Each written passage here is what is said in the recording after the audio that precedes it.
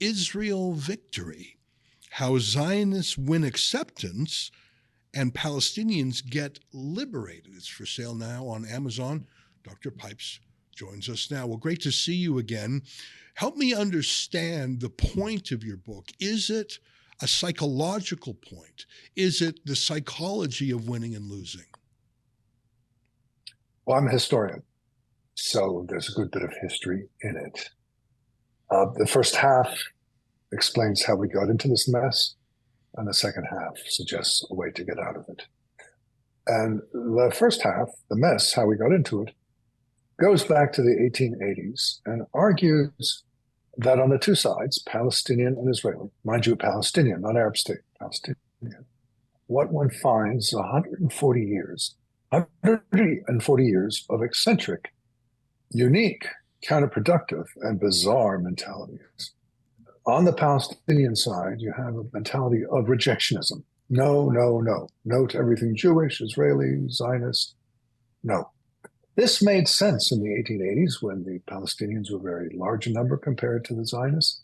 It is absurd at present when the roles are reversed and Israel has the F-35s and the high rises and the Palestinians have neither. And yet it remains in place, essentially unchanged through all this time. On the Israeli side, in contrast, you have an approach of conciliation, which again made sense in the 1880s. Hey, Palestinians, we will help you get richer. You will be better off by cooperating with us. Accept us. It's win-win. We'll all be better off. This made sense in the 1880s when the Zionists were weak and few. It does not make sense today when they are strong. And yet these two strange, and I say unique, I don't see them anywhere else in the world, mentalities continue. What to do about it? Well, I think it's up to the Israelis to recognize the error of their ways and to help the Palestinians find a way to end rejectionism. It's up to the Israelis to break rejectionism. It is up to the Israelis to win by inflicting a sense of defeat upon the Palestinians. You know, I think it was Kissinger who said the Palestinians never miss an opportunity to miss an opportunity. And you can understand if that was him, or others have used that phrase too. I mean, when Bill Clinton... Abba Eban, thank you. The Israeli diplomat and political leader. When Bill Clinton was the president, there was no more frequent guest to the White House than Yasser Arafat. And Clinton went to great lengths to twist the arm of Israel to give not just everything the Palestinians demanded, but plus. There were certain square miles here and there that Israel would reserve, but Palestinians were given more elsewhere in recompense. And at the last minute, Arafat said, there's no way I can accept this win because I'll be killed for not rejecting anything and everything. The whole thing was a dance, and Bill Clinton was appalled by that. He was, even for a president, he was naive about that. And I think I think that even though Gaza is rubble, they still believe that from that they can get success. And by the way, maybe they're not wrong. Ireland, Spain, Norway have all said they recognize Palestine as a state. At the United Nations, even Canada has turned against Israel. Maybe the Palestinians aren't wrong. Maybe they should keep rejecting things forever. I mean, how would you tell a Palestinian not to keep rejecting things forever if they're getting things from it? Well, I was hoping you'd ask.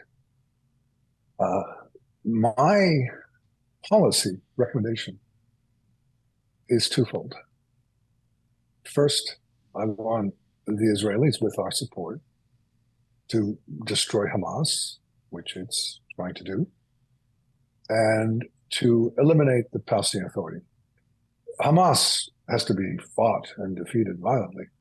But the Palestinian Authority can be made to disappear simply by stopping to fund it. It would be quite simple. The Israelis, however, are not in the mood to do that, but I think they should. And secondly, here's the key point, and I think the original point. I believe there is, at this point, after all these decades, a substantial body of West Bankers and Gazans who've had enough. But the problem is the Israelis don't focus on them. The Israelis tend to assume that the Palestinians are a inherent enemy. They have always been and will always be. They make no effort. I draw the comparison to lions and hyenas, permanent enemies. And I'm saying no. I think if you look closely, if you look at the intellectuals, if you look at the religious people and others, you see that there are voices, significant voices, Israeli Muslim citizens, Arabs of Jerusalem, West Bankers, Gaza residents who have had enough, especially in Gaza. They've had enough. And I do believe that the Israelis, through intelligent, persistent, determined work, can find allies among the Palestinians. And the first place will be in Gaza. I believe the day after scenario should be Israel working with Gazans to create what I call a decent Gaza. I believe that's possible. You don't need the Palestinian Authority. You don't need the Arab states. You don't need the United Nations. You don't need Western armies.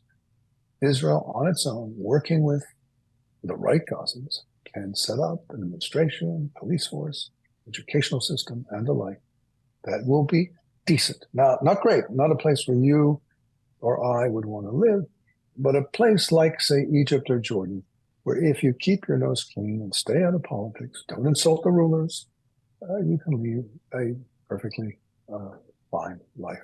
That's, I believe, the aspiration Israel should have. And it's a radical difference from what they've done in the past. They have not tried this at all. I believe the time has come for them to try to work with the right Palestinians against the wrong Palestinians. There are 20, 25% of Palestinians who are ready to work with it.